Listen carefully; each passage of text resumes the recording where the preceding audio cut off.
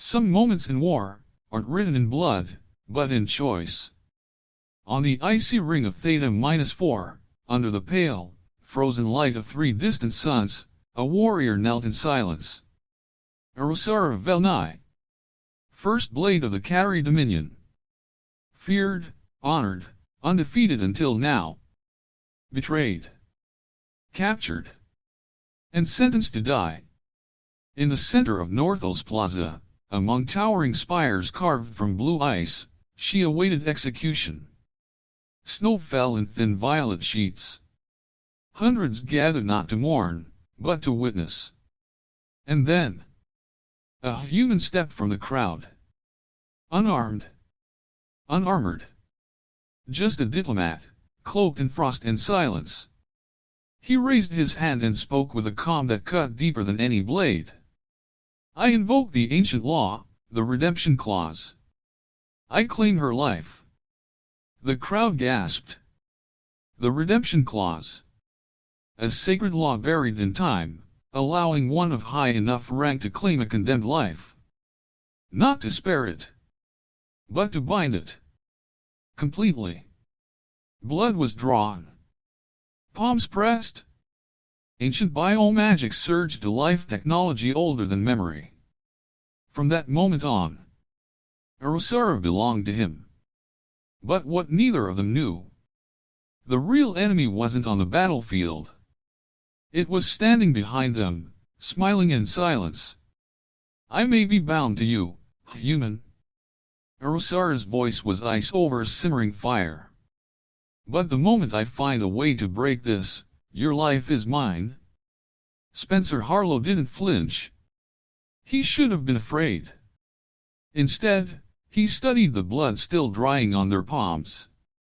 A binding older than any treaty, now pulsing faintly beneath his skin. The walk back to the diplomatic outpost was silent. Not because there was nothing to say, but because neither of them trusted the other enough to speak. Spencer's quarters were sterile and dim, carved into the glacial bedrock. He removed his coat. Offered her a seat. She refused.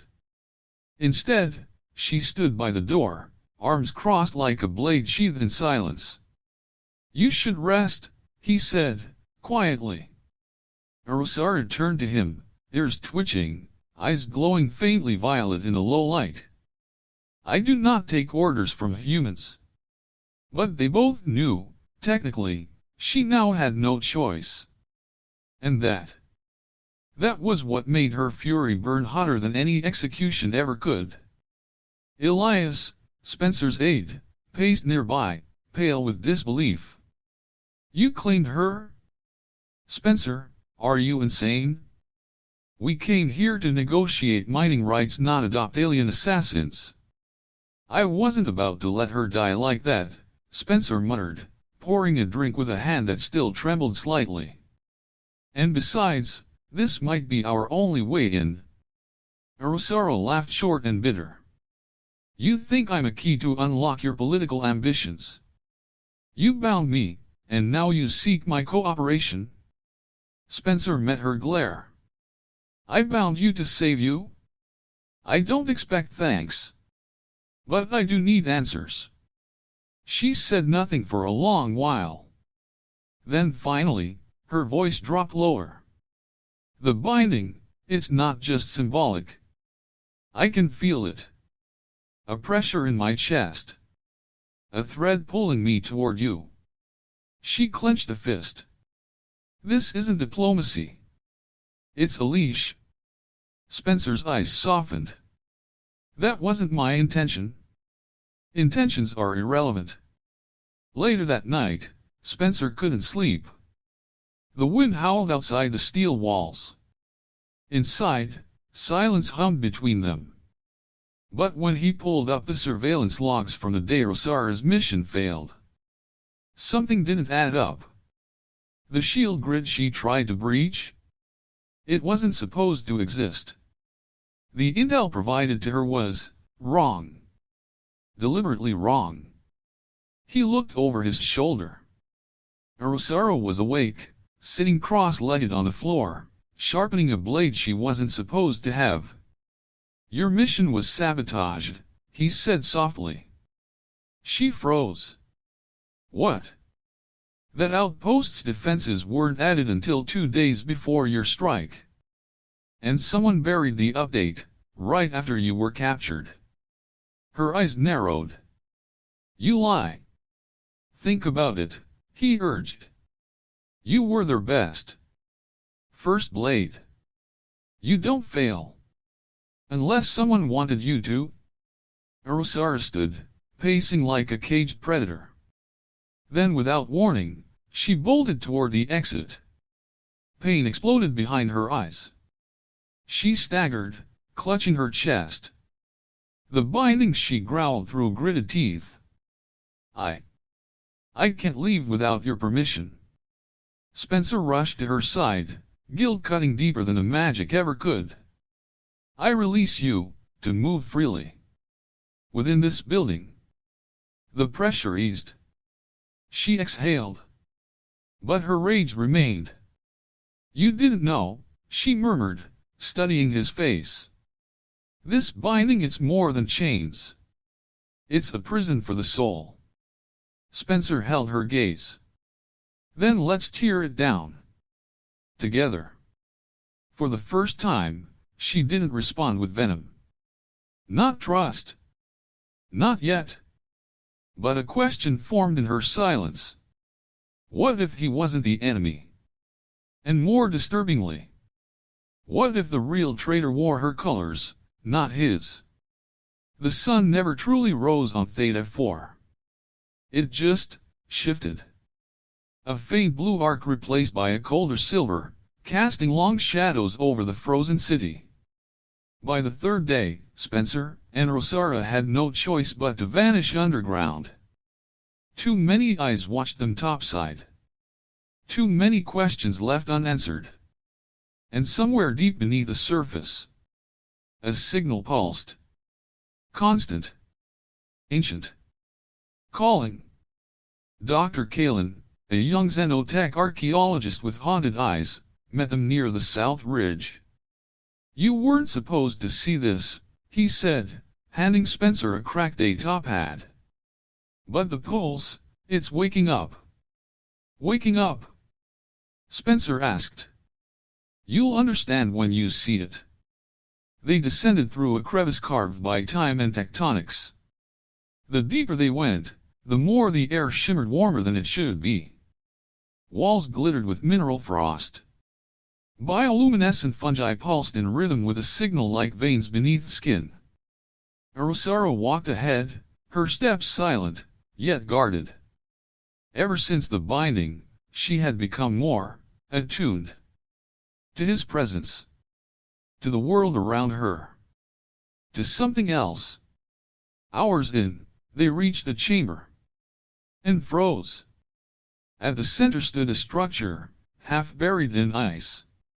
Not Carrie. Not human. Not recent. A spire of black stone and biometal, curving like bone and machine fused as one. And at its base, a circular console lit with the same crimson glow that now traced faintly beneath her skin. Zentari, Kalin whispered. The lost species. Said to have encoded consciousness into machinery. Their tech bonds, responds, to emotion. Spencer stepped forward. The console hummed. The glyphs flared to life. A tendril of light curled from its soft, gentle hand brushed the scar on his palm. Then it reached for Rosara. She didn't move. When it touched her, her body trembled not from fear, but memory. Her first battle.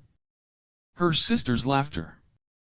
The moment Spencer defied the crowd to save her. All of it flashing behind her eyes like falling stars. It's reading you, Kalin murmured. Responding to your connection. This thing can read emotion? Spencer asked. More than that, Arosara said quietly. It understands it. For a moment, no one spoke. The chamber pulsed again faster now. Something was changing. Later, they set camp beside a thermal vent. Steam coiled in the cold like ghosts. Rosara sat across the fire, sharpening her blade. But her gaze kept drifting to Spencer. "Why did you step forward?" she asked. "Back in the plaza?" "Yes. You didn't know me. I could have killed you." He looked at her for a long moment. "I didn't see a monster. I saw someone being sacrificed to protect a lie." "You're a fool." "Maybe," he said with a half-smile. "But I'd rather be a fool with a soul than a strategist with bloodied hands." She looked away. But her expression had changed. Something inside her cracked. Just a little. That night, a storm howled through the upper tunnels. They huddled near the cave wall, heat from the vent their only shield. Spencer sat with his back against the stone, shivering slightly. Rosara wordlessly slid closer. Their shoulders touched. He looked at her, uncertain. "This isn't a binding," she said, voice low. "This is choice." She leaned in. Slowly. So slowly he could have moved away. But he didn't. Their lips met tentative, bruised from silence and stubbornness. Not passion. Not yet. Just acknowledgement. Of survival. Of change. Of something beginning. As they fell asleep side by side under a shared blanket, the spire deep in the chamber pulsed again. And this time, it pulsed in sync with their heartbeats. The next morning, everything felt different. Spencer awoke to find Rosara already dressed, standing near the Zentari console. Her hand hovered inches above it, eyes distant. "It's still resonating," she said, her voice oddly calm. "I can feel it. Like it's inside my blood now." Spencer rose slowly. "Maybe the bond changed more than we thought." She didn't answer, but her silence was no longer cold. Just uncertain. Kalen's voice came through the COMM link, crackling with urgency. "They know." "What?" Spencer asked, heart sinking. "Vrak. Dorn. The whole damn coalition. They found traces of your signal spike. They are mobilizing to wipe that chamber and you off the map." Spencer exchanged a glance with Rosara. "We can't run anymore," he said. "It's time to go public." Back on the surface, the city shimmered under false calm. Security patrols doubled. Surveillance drones zipped overhead. Spencer and Rosara slipped through side alleys and underground tunnels, dressed in borrowed maintenance gear. Their goal, the broadcast Nexus A tower embedded in the colony's heart. If they could reach its uplink and release the files, the truth would be unstoppable. Inside the tower, the air was thick with tension. Every hallway felt like a trap. Every passing glance, a blade waiting to be drawn. As they reached the uplink terminal, Rosara froze. Across the glass-paneled corridor, Kirana, her second-in-command, the one who was supposed to die in the same doomed assault, now wearing a polished military coat, and flanked by elite guards. Their eyes met across the distance. A beat. Then, Kirana signaled her team to stand down. "First Blade," she whispered when they met behind sealed doors. "I thought you were gone." "You knew I was set up," Rosara said. Kirana looked away. "I suspected. But Vrak controls everything. Even silence." Spencer stepped forward. "We don't need your silence. We need your help." "He has eyes everywhere," Kirana warned. "But if you act now, before tonight's address, the whole colony will hear you." Rosara's voice was cold steel. Then it ends tonight. With Kieran as distraction in play, Spencer reached the terminal. He uploaded the data. Altered mission logs. Private transmissions. Proof of resource smuggling. A directive signed by Verac and Administrator Dorn sealing Rosara's fate. Broadcasting, now. Rosara stood beside him, hand on her blade. We're out of time. The alarms screamed. Doors burst open. Dorn entered first, smug and slow, flanked by guards. You think truth wins, he sneered. Truth is what we allow the people to see? Spencer stared him down. Then let them see everything. Suddenly, a shimmer erupted between them. A containment field. Magic meets tech, powered by the same ancient systems they'd touched in the caves. And behind it, stepping from the shadows, Commander Verac. Eyes glowing. Armor black as void. Still bound, aren't you? He snarled at Rosara. Then obey.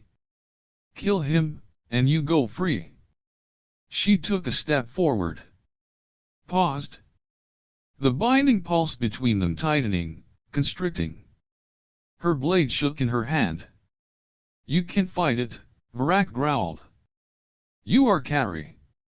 You obey. But Spencer. He didn't move. I won't run. He looked at her, not afraid. Just present. I trust you. And in that moment, trust unraveled the chain.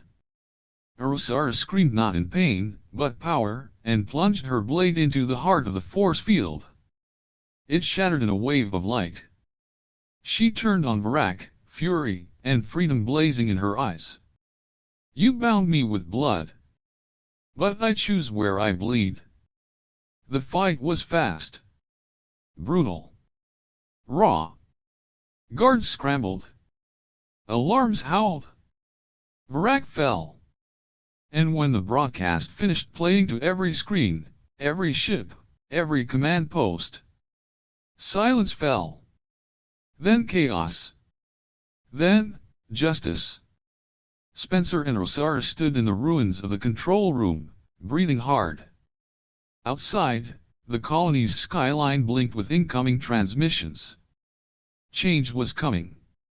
Rosara looked down at her hand. The scar still glowed faintly. The bond didn't break. Spencer nodded. No. Then what changed? He reached for her hand. It's no longer a prison. It's a promise. The tribunal hall was silent. Not tense. Not hostile. Just waiting. On one side sat the human envoys in diplomatic navy.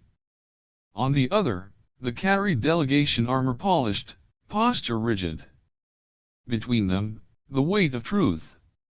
Hollow screens hovered above the chamber, still looping the intercepted messages. Verac's voice. Dorn's betrayal. The deaths they orchestrated. The war they prolonged for profit. But it was Rosara who stepped forward first. No longer in chains. No longer in black battle gear. Just herself. I was bound by ancient law, she said clearly. Today, I ask that it be dissolved. She raised her palm. The crimson mark still shimmered faintly. The Carrie High Priestess, tall and ageless, stepped forward. Do you revoke the bond freely? Rosara's gaze shifted to Spencer, who stood across the hall. Not near. Not touching. Just there. Steady. Present. She turned back to the priestess. Yes. The priestess began the chant. Soft light swept across the room like breath. And just like that, the bond unraveled. The mark faded from her skin. The tug in her chest vanished. She was free. Applause rose on both sides, not loud, but unified. A quiet acknowledgement. an ending, and a beginning. Later, in the glass corridor overlooking Theta 4's frozen plains, Spencer stood alone, hands in his coat pockets, watching the twin moons rise like ghostly eyes. He didn't expect her to come. But then, he felt her before he heard her. Arosara stepped beside him, her reflection shimmering in the frost-streaked glass. They stood in silence. No magic. No ritual. No tether. Just breath. And proximity. You're free now, he said gently. I am, she replied. And yet, I miss the feel of your hand in mine. He turned to her slowly. We were bound by law, he said. But our hearts were always separate. She nodded, then looked up at him. Now they are closer than ever. A pause. Heavy. Beautiful. I don't know who I am without the bond, she admitted. Neither do I, Spencer said. But I'd like to find out. With you. She took a step forward.